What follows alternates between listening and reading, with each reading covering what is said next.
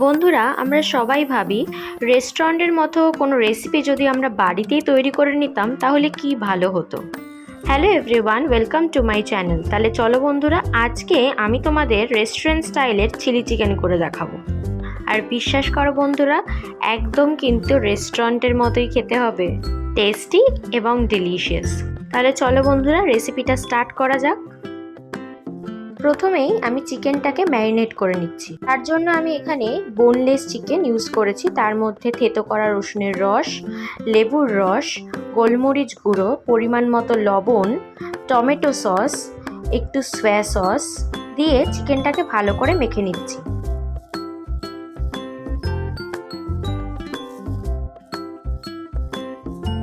তারপর এর মধ্যে একটা ডিম ফাটিয়ে দিচ্ছি, দিয়ে আবারও ভালো করে মেখে নিচ্ছি। এবারে এর মধ্যে 2 চামচ কর্নফ্লাওয়ার এবং 2 চামচ ময়দা দিয়ে আবারও এটাকে ভালো করে ম্যারিনেট করে নিচ্ছি।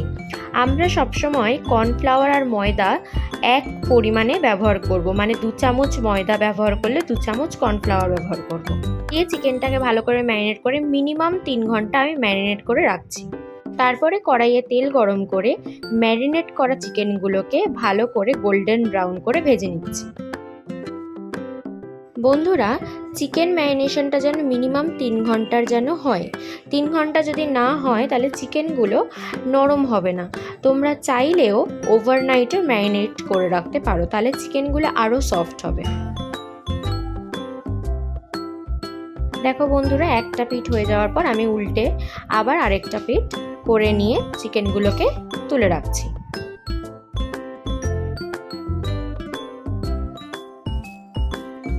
তারপরে কড়াইয়ের তেলটা একটু কমিয়ে নিয়ে ওর মধ্যে যেই থেতো করা রসুনের রসটা আমি দিয়েছিলাম, ওই থেতো করা রসুনটা আমি রেখে দিয়েছিলাম আমি গ্রেভিতে ইউজ করার জন্য, ওটা দিয়ে দিচ্ছি। দিয়ে ডুমো করে কাটা পেঁয়াজ আর ক্যাপসিকাম দিয়ে দিচ্ছি।